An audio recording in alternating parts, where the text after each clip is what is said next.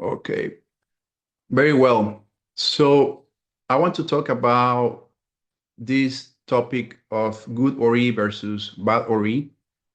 It's a delicate topic, so I want to approach it with sensitivity and care. In Yoruba cosmology, when someone is prosperous, when someone is successful, when things go well for you, we call that person has Olorire or Ori-ire.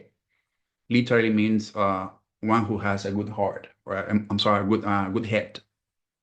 So when someone struggles, when someone is facing different failures, or nothing seems to work for them, we call that person Oloriburuku, or someone who has a bad head.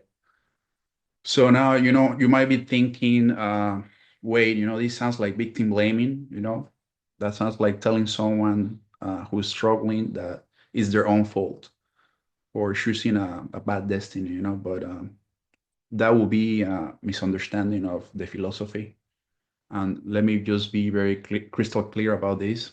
First, having a difficult destiny is not a moral judgment. It's not something about being a bad person, or you need to understand that even the greatest spiritual leaders, they choose difficult destinies because that difficulty teaches profound lessons. Today in the chat, when we talk about how some people come with sickness or challenges that are hard to live with, but it's part of your growth human as a human being, as a soul of Olodumare. Second, a bad ori doesn't mean permanently bad. It just means, like I mentioned, it's currently challenged, or it's currently blocked or misaligned. So this is the crucial part. Your ori can be strengthened, it can be improved. We're going to talk about what can affect your ori in positive or negative ways. So positive influences for your ori: Iwa, which is character. Developing good character strengthens your ori tremendously. Eshe, which is hard work and struggle. If you're persistent, if you don't give up. Ebo, which is the meaning of sacrifice and offerings. Spiritual work to clear obstacles. Ebori or Oribibo, which is directly feeding your Ori with elements of nature. Good company, which is being around people that will help you or uplift you. Now let's talk about negative influences that affect your Ori. Bad character, bad character is threatening people, treating people poorly, or lying, stealing, misbehaving. That weakens your Ori. IJ. IE means witchcraft, and these are just malicious spiritual attacks. RIJ. The word RIJ is the word for evil people of the world. These are people that wish you harm and are actively working against you. Your own destructive choices. Someone who is addicted. Addictions, self-sabotage. That's a way of destroying your own destiny. Neglecting your Ori, failing to honor and maintaining your spiritual self. That's another negative aspect. So I want you to notice something very important here in this slide, is that some of these factors, they're external. There's things done to you, and others are internal, things that you do. So what does this mean? Well, even if external forces have damaged or block your Ori, even if you came through Arabidi Jampapa the gates with losses, even if you dug a deep pit, you still have agency and you still have power over your destiny. So now I want to talk about how you can strengthen your Ori. Again, you can do right living, spiritual consultation, community support, ritual work, initiation, character development. The Yorubas don't say you're stuck with what you choose. No, they say work with what you have, improve it, transform it. And this is actually, something that is deeply compassionate. It's a very compassionate philosophy because it says that if you're struggling, there's a reason. So this removes shame.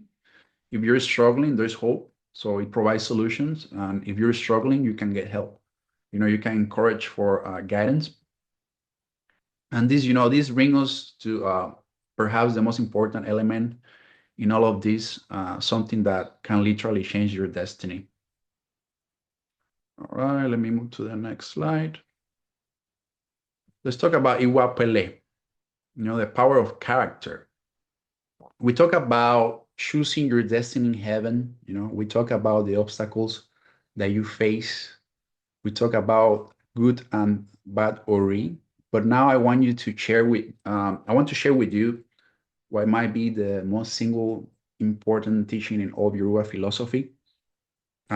There's a set that goes like this: Iwa Elaje Niyo Dao Lejo, which means your character on this earth will pass judgment on you.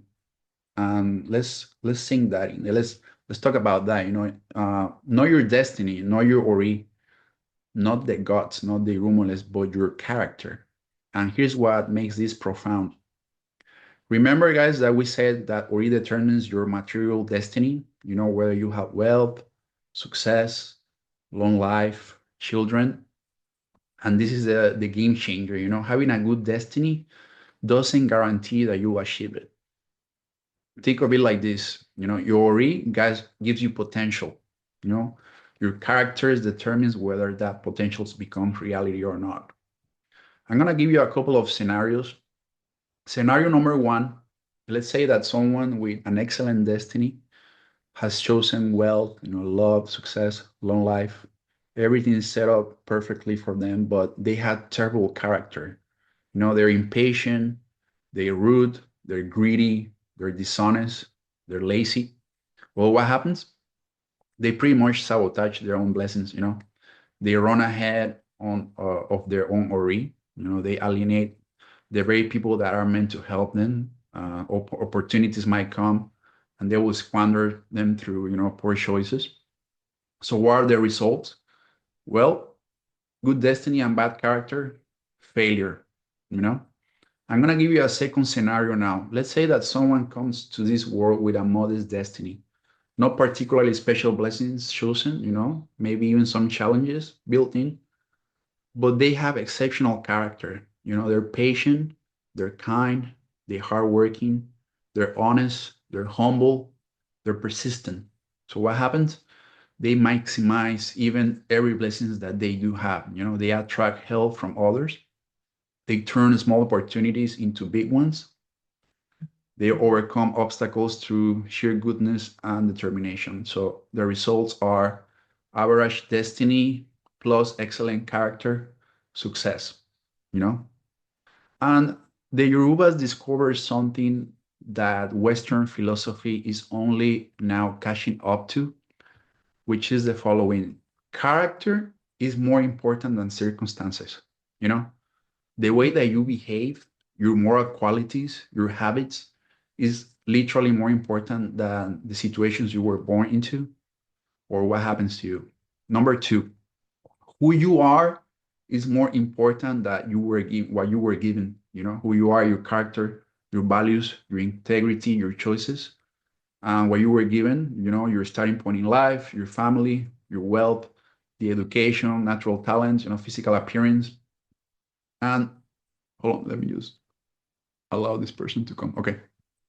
So, what's the Western mistake? What is the mistake that we're doing on this side of the world?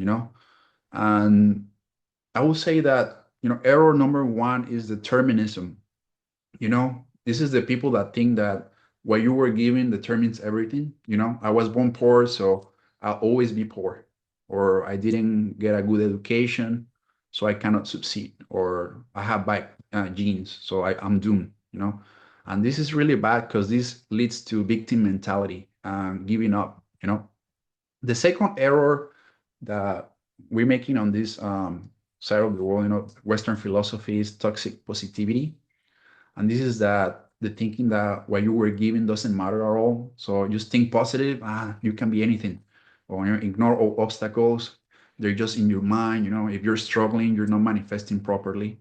And this literally leads to blaming victims, and denial real obstacles, you know? And what's the Yoruba wisdom behind this? The Yoruba wisdom behind this is like a middle path. Yes, what you were given matters is real. You know, some people start with advantages, you know, and some with disadvantages. And that's part of your ayamo, right? Things that you cannot change. Our parents, the country we're born, the conditions of the country that we were born. But, and this is crucial, you know, who you choose to be in response to that, to what you were given, you know, it's more important, you know. How you live, it's more important that what you choose, you know.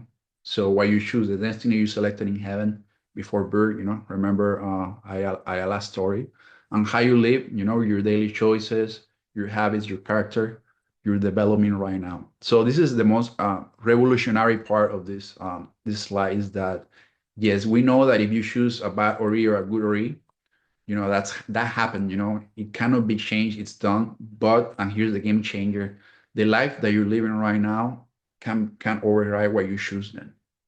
So there's another Ifa verse that has a little phrase that says Iwa Pele llamo, which means good character is destiny. Not good character helps destiny, not good character influences destiny. Good character is destiny. They're the same thing, it's existence.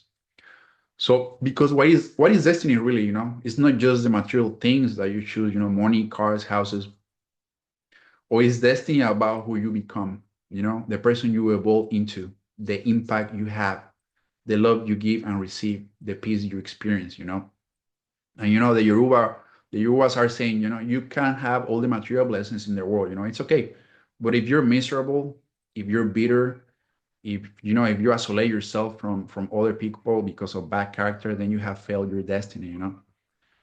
You know, you can have a modest material circumstance, but if you're content, you love, you're respected, if you are at peace because of your good character, then you have fulfilled your destiny without a doubt. So this is why, oh, let me let not comment, okay. So you know, this is for me, you know, it's very important that you understand why in Ifa divination, you know, when someone comes complaining about something that's happening in their life, you know, the first thing that Ababalao has to really check is that person's character. You know, how do you treat people? You know, how is it that you're behaving in this world? That's number one. You know, so it's not about blaming witches or blaming enemies. You know, you have to look at yourself first. You have to examine your Iwa. Before you look outside of yourself, you have to look inside of yourself. Because, like we mentioned before, we have a God inside of us that needs to be awakened. So, and this is incredible empowering because you might not be able to change, you know, what you choose in heaven. You might not be able to instantly feel, you know, that pit you dug, sorry, but you can absolutely improve your character starting right now, you know, today, and that's within your control, and that's your power, you know, in this culture. So I want to talk about self-determinism. You know, it might take you a moment to understand this, you know, but it's a philosophical question, you know, that you might have, you know, with all this talk about destiny being chosen before birth. Doesn't this make the Yoruba like fatalist, or does this mean that whatever will be will be? You know, there's no point in trying. So no, the answer is no, absolutely not, and this is important to understand. You know, the Yoruba are what philosophers call self-determinists. You know, and they might have been the first self-determinists in human history. What is self-determinism? Well, it means that you don't choose everything that happens to you, but you do choose how you respond, and that choice still counts, you know. And let me break down the spectrum here. You know, on one extreme you have fatalism, which is the belief that everything is predetermined, like nothing you do matters, so why even try it? Like what will be will be. On the other end, well, we have complete free will, and you know, that's the belief that you can control everything and nothing is predetermined. You create your entire reality from scratch. So the Yorubas are kind of like in the middle. Their self-determinism says that some things are fixed, you know, I am all. Some things you can control or change, akunle yang and akunle ba. You are responsible for your choices, and you can change negative patterns through right actions and good habits.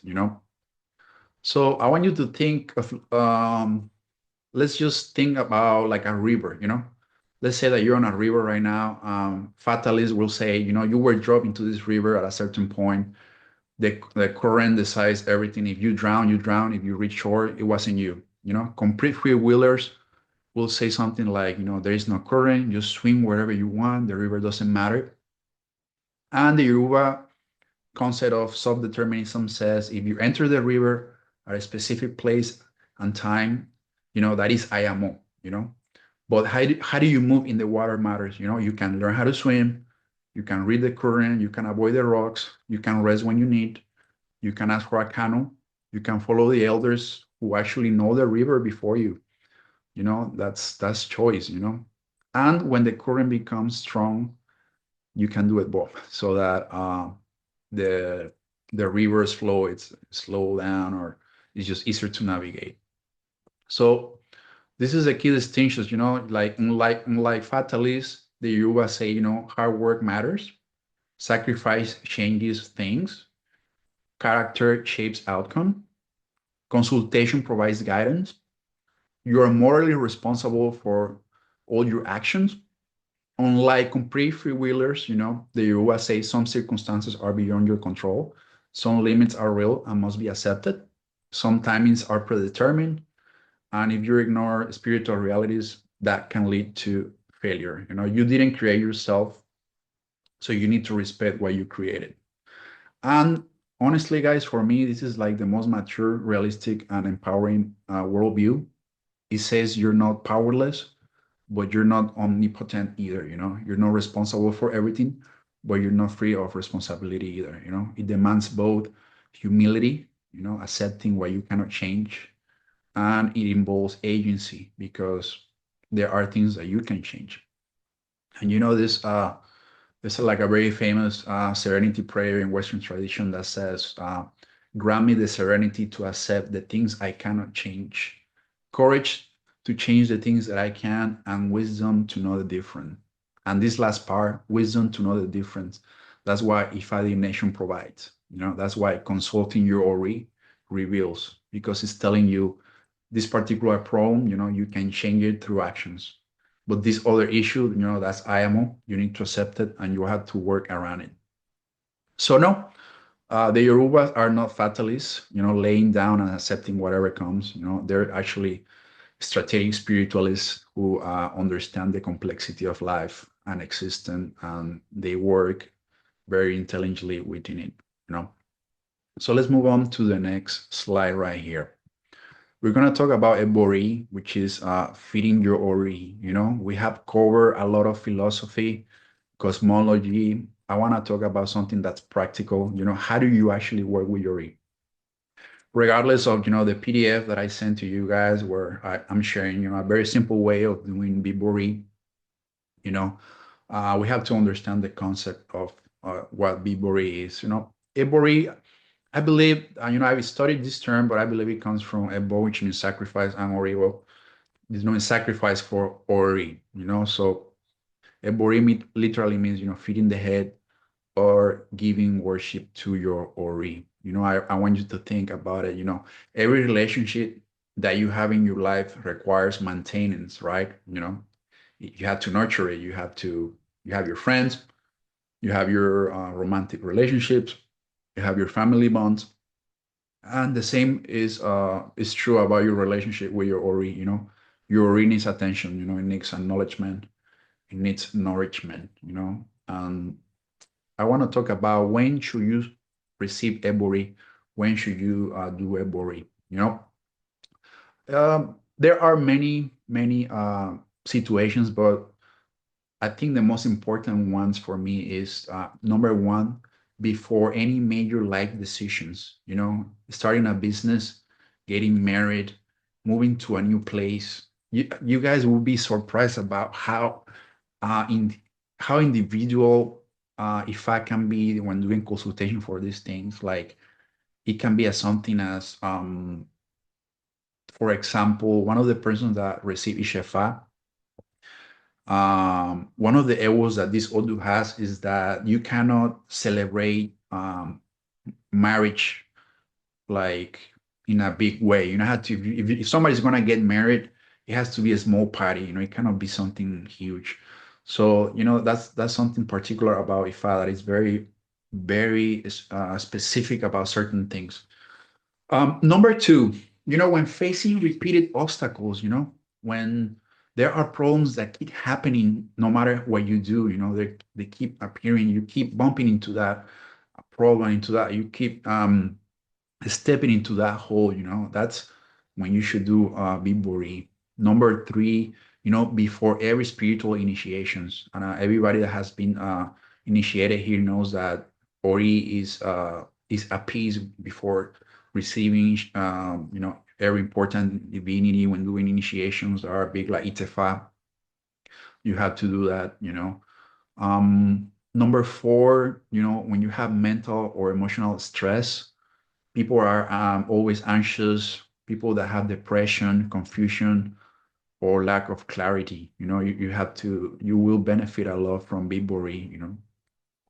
Number five, when Ifa indicates that you have to do Bibori, you know, the oracle might actually say you need Ori, your Ori needs attention. So there's something that is very interesting.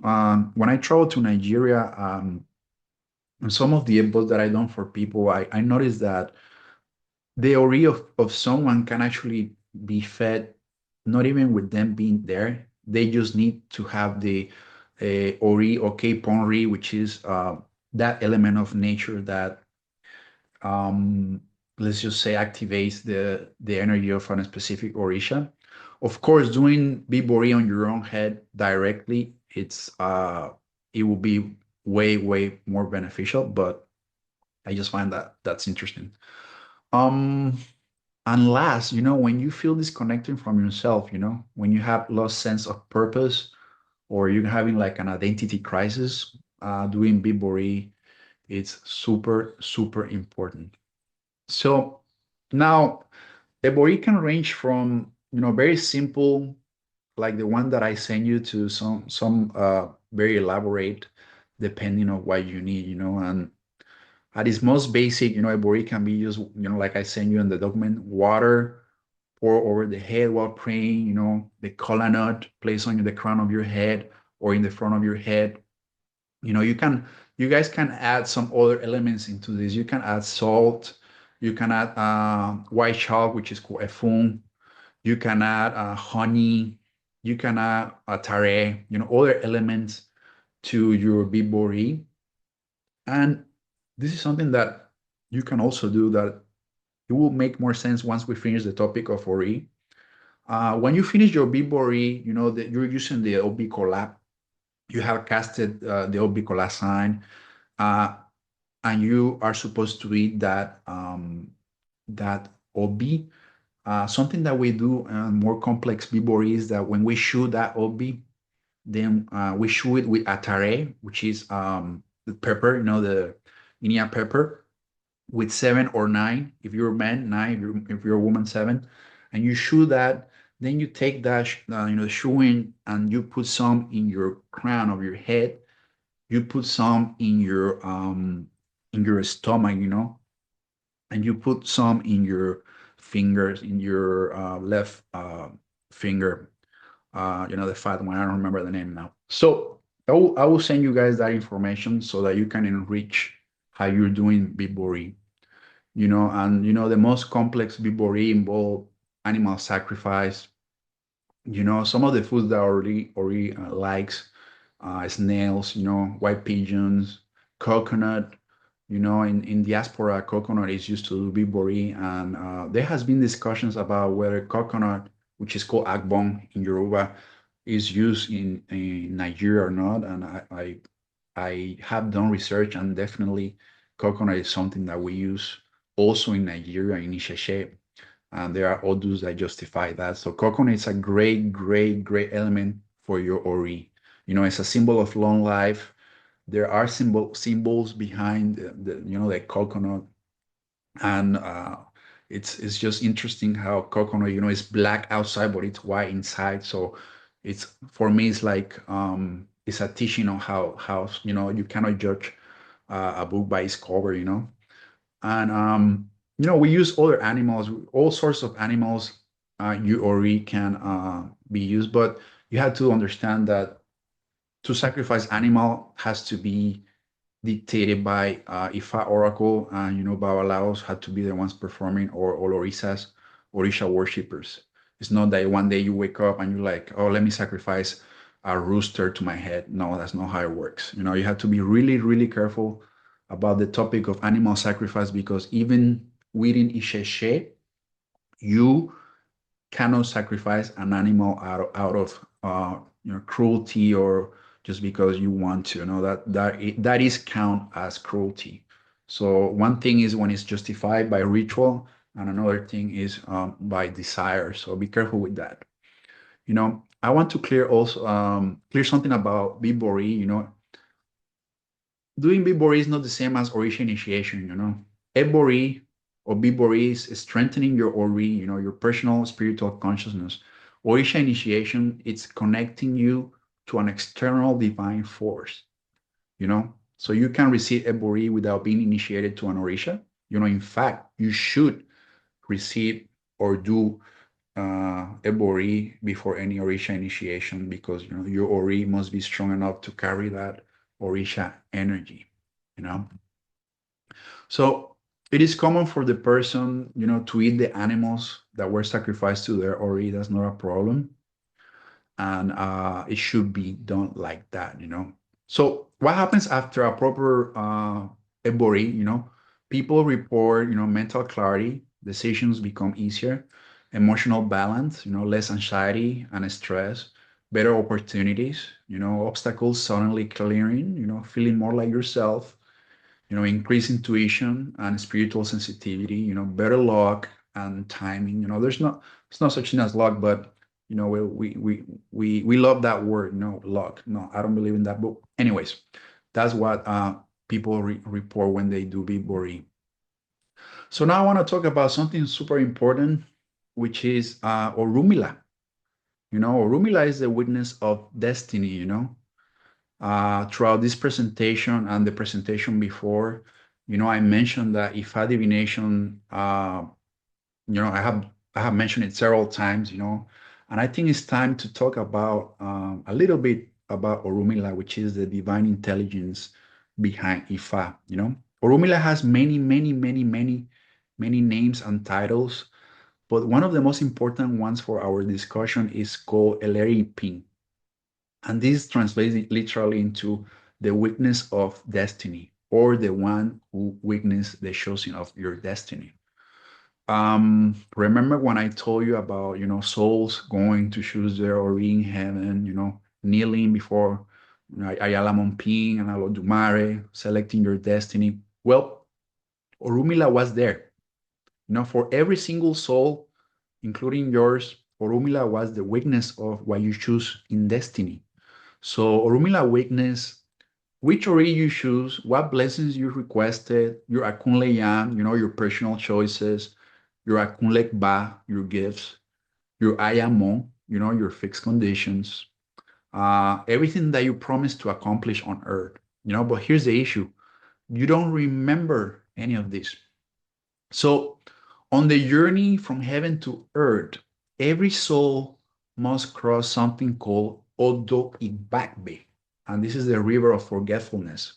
There are other stories like in Odu Wanishobe that speaks about a tree called Igibale. Igibale, Lerio. So this is the tree that you touch the tree, or you drink from this river. You pass through the waters, and poof, you forget everything about previous existence. So, it's like when you have a really big, what? It's like when you have a really vivid dream, and the moment you wake up, you try to remember, but then, it's already like fading, and then within minutes, it's like completely gone. Well, that happens within your memory of choosing your destiny. But this is a good thing. Rumila, he did not forget. He remembers, and he witnessed it all, and he knows. So this is why Ifa divination exists. Ifa is a secret oracle, the communication system through which Orumila reminds you, this is what you choose to do here. This is why you were facing this challenge. This is the path you're supposed to be on. This is who you really are. And this is what you came here to accomplish. So I want you to remember about the marketplace analogy, calling home to remember your shopping list. Well, Orumila is that phone call home. He's the one who's answering that phone call. So Orumila is just not a diviner. No, he's not just giving you advice. He's reminding you of what you already knew, but you forgot. You know, and he's the friend who says, "Hey, remember when you said you were going to do that thing, and remember what you promised yourself." You know, and Orumila just doesn't witness human destinies. He also witnesses the Orishas themselves. Because every Orisha has his own Ori. Even Orumila has his own Ori. And Orumila knows the destinies of them too. And this is why he's the intermediary between not just humans and their Ori, but also between all the beings and their Ori. Even Orumila himself consults Ifa. The wise who knows no matter, who knows everything. He also has to go and consult Ifa when he has encountered problems. So you still need to check with divine wisdom, no matter how much you think you know. So you still need reminders, you still need guidance. There are many verses where Orumila went for consultation with his students called Akap. So when someone consults Ifa, they're not asking a fortune teller to predict the future. They're actually asking the witness of destiny to remind them of the future they already choose, which is a big difference. Babalaos are not diviners. They are prophets, and they unlock the key and the files of your destiny. And that's something to have very, very clear, because some people, have this misconception. So we cover a lot of, deep philosophical concepts, and cosmology. But before we close, I want to share something that is practical, it's practical wisdom. So you can take with you from these teachings about Ori. You can start applying to your life right now, today, whether you practice your Yoruba religion or not. It's gonna really, really help. So your number one, you can read here in the slide, when things go wrong, examine your character first, not the witches or external conflicts. It's so easy to blame external forces, guys. Other people, bad luck, evil forces, haters, and sometimes those things, they might be real, but sometimes they're not. The Yoruba teaches, before you point fingers outward, look inward. How's your character? Are you honest? Are you kind? Are you treating people well? Are you keeping your word? If you fix your character, many external problems mysteriously will start disappearing, believe me. Number two, Ori before Orisha. Honor yourself before seeking external help. It's not about, uh, having all this Orisha in your house. Once you initiate, you have to remember that your Ori comes first. So, in modern terms, work on yourself before you expect the universe, God, or anyone else to fix your problems for you.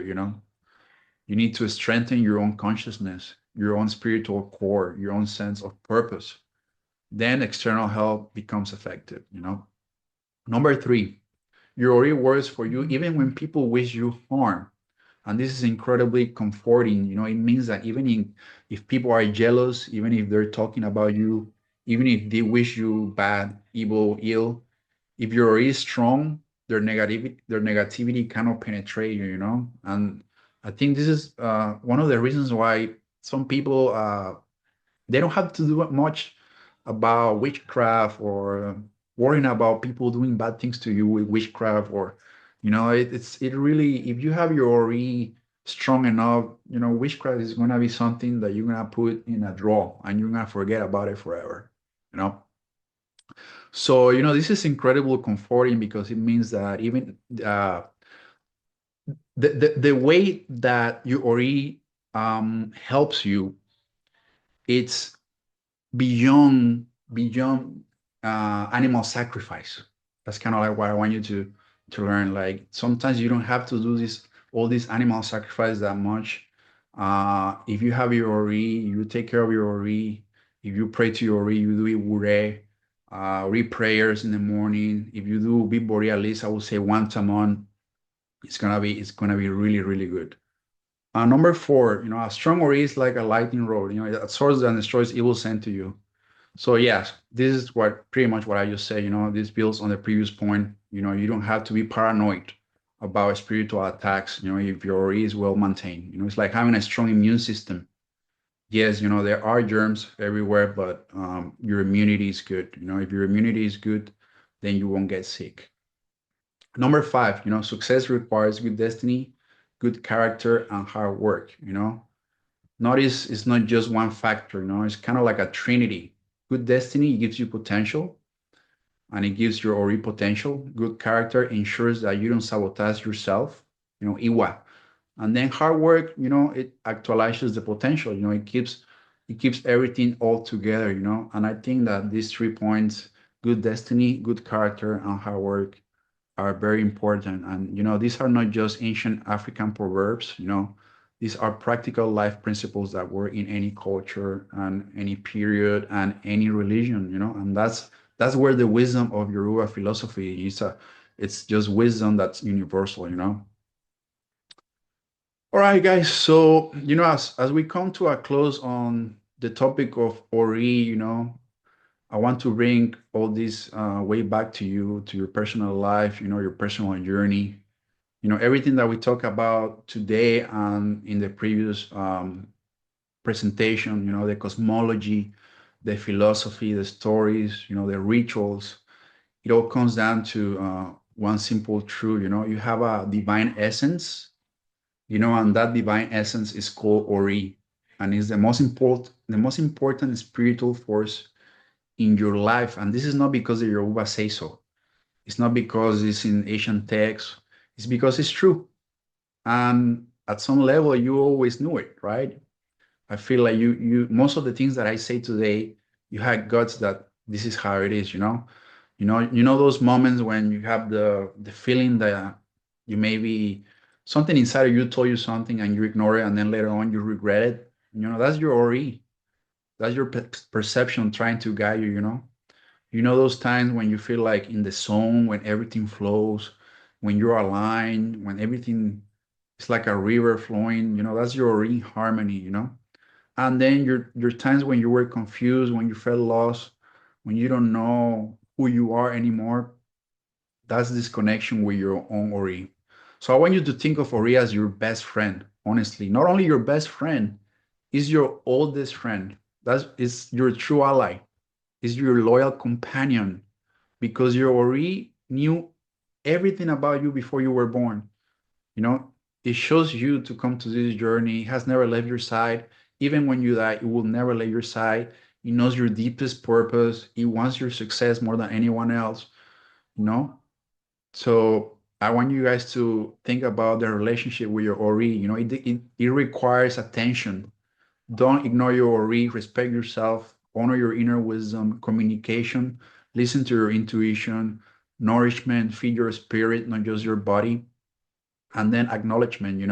Give thanks to your life and your ancestors. You don't need to be initiated in Yoruba religion to honor your ori. You can start today. Every morning when you wake up, touch your head, say I honor my inner wisdom today. Or if you want to say it in Yoruba, ori mi modupwe, ori mi modupwe, my ori. I'm grateful to you. And that's very simple. This teaches that you need to invite yourself to know yourself, to trust yourself, to honor yourself, to develop yourself, to be yourself. So I want to finish this with a prayer here. It's just a closing prayer that I think it's nice to have here. Biobama lowo, bere lowo dire. Biobama sowo, bere lowo dire wo. Biobama koleo, bere lowo dire. Biobama layao, bere lowo dire wo. Ori mase pekunde lo dore ni mimbo. Wase yemi digere.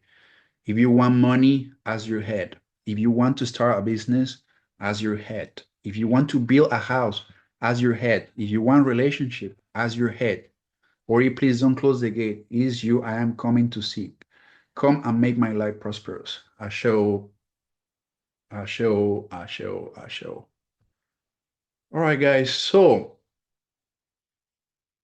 as we finish this presentation, I want to tell you something. We're not done with Ori. Everything that we have discussed up to today, right now, is studying the physical Ori, which is called Oreo Day. In the couple following weeks, we're going to talk about Ori Nu. So, what's Ori Nu? Ori Nu is your internal head, and it is perhaps, excuse me, the most important aspect of destiny to my point of view. We're going to talk more about Ori Nu, but there are three concepts of Ori. Ori Ode, your physical head, Ori Nu, your internal head, and Iponri. Iponri is your highest self, is your double in heaven that is perfect. So we are always trying to reach Iponri, your perfection. You know, it's there in Orun. And sometimes we are influenced by your Iponri, but the destiny of humanity is reaching that perfect being, if you want to call it, that we can all become, you know. So that's it about Oreo Deo, your physical head. I think it's a good time to talk about questions. If you might have questions about this very complex topic that, for me, I had to always go back and read all the terms, go over the terminologies, the philosophical aspects, so that I can refresh, because it's very, very difficult. And for you guys who are just, starting, some of you might have more experience than others, but I know most of you, and it's a very complex topic. So kudos to you for choosing this topic, and I hope that I was able to make it easier to understand, because it's very hard. So did you guys want to make any comments? Comments, if you have concerns, if you have questions, go ahead.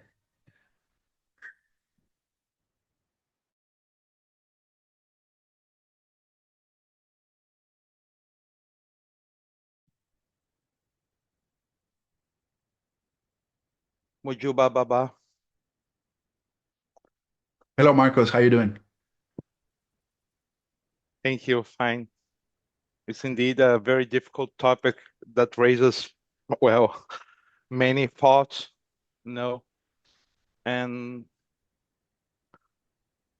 I was thinking about some things that concern the choices Mm-hmm. we make on life, Mm-hmm. along our life. Like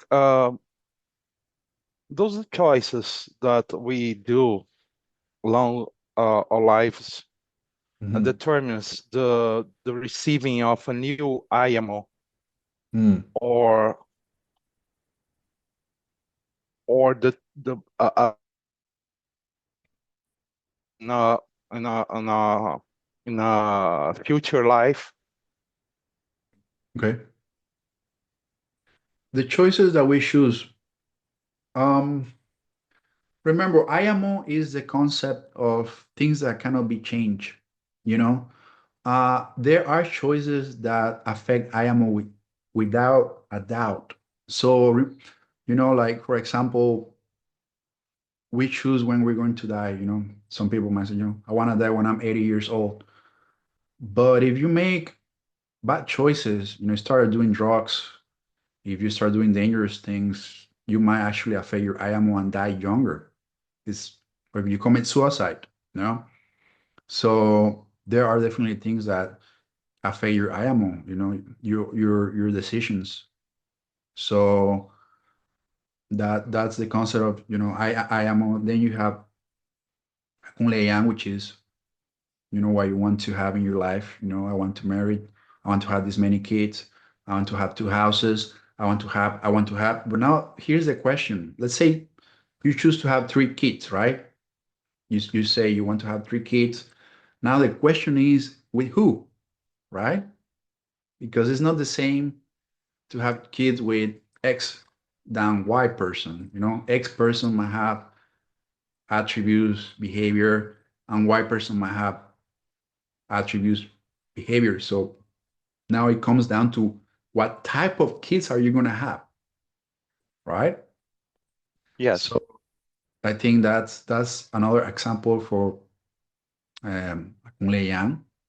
And then Akunle Ba is those things that the Orishas, Urumales, gives us to complement our destiny. So let's say that someone actually chooses to die young, because there are people that choose to die young because of many reasons I explained in the chat. Well, the Irumales might actually make you be born in a place that is facing a war, you know, where you might actually be affected by that country's war decisions, because everything is connected. Everything that happens around us, it affects us one way or the other, where we want to be involved or not, you know. So if someone has a Kunle Yan, I want to die young, um, and then the Orisha as well, you're gonna be born in this country where there's war, and that person dies young. So that's another example of Kunle Ba, you know. So everything about our choices are important. There are choices that have more impact than others, you know. There are choices that, you don't have to really panic too much, you know. What type of milk I'm gonna buy? Well, it's not the same as should I move to this country, or should I marry this person? So that's why the Yorubas have the oracle. That's why the Yorubas do take measures before doing anything that's important. Before I'm going to marry, is this the right person? Before I'm going to have children, I'm going for the consultation. Before I move to another country, it's not about should I move to the country or not. No, it's about how is my life going to be there, you know? Because in reality, humanities, we move from country to country since ancient times, you know. But the question is it gonna be good for us there or not? And if not, how can we make it good? So there are determinations that affect us big time. So that's why having Ifa Oracle is very important, because Ifa will tell you the ups and downs, and then what to do about it. Yeah. Hopefully I answer your question, Marcus. Thank you. You're welcome. Any questions, guys? I guess that's the question here in the chat Mm. by Junior. Oh, I'm Junior. sorry. Junior, hi Junior. Regarding Ebori, when making a big life decision, should you also consult Ifa? Do we need to make specific prayers for specific outcomes when tackling mental strength obstacles? So I think I already answered that question. Yes. Before any life decisions, you should consult Ifa, and you should do Ibori, you know. The specific prayers, prayers for Ori, they vary. There are prayers for wealth. There are prayers for victory over enemies. There are prayers for partner, love, fame, etc., etc. There's prayers for everything. It's a universe of prayers. It's amazing. How much you can find out there, and how many Ifa verses speak about Ori. You are initiated into Ifa universe. So when you study Odu, every time that you read something that says, for example, I'm gonna give you an example, Ejiobe. Ajilele bojidi opo. Adifa fun ori nlo si okwele lorun. Ebo ni o ma she iba ila to she kanjere. So every time that you hear the word Adifa fun ori, that means that the oracle was consulted for Ori when Ori wanted to do an work in the farming of wealth. You can use those verses. So you can use those verses when you do Bibori and Osba allows when we do Bibori. We had to do a lot of Ifa verses prayers, and we had to read the Meijis, read all the 16 major odus and all that good stuff. So yes, there are definitely specific verses for specific situations in life.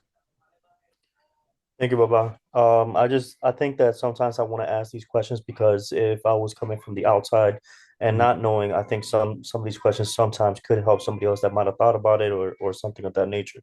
mm. And I'm super happy to have joined, and I appreciate you, man.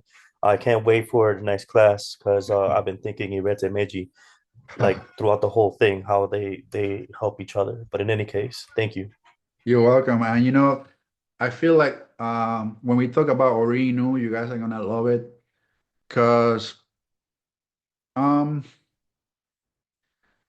one thing is what the world wants us to do because we have to survive, and another thing is doing what we love because it makes us feel more complete.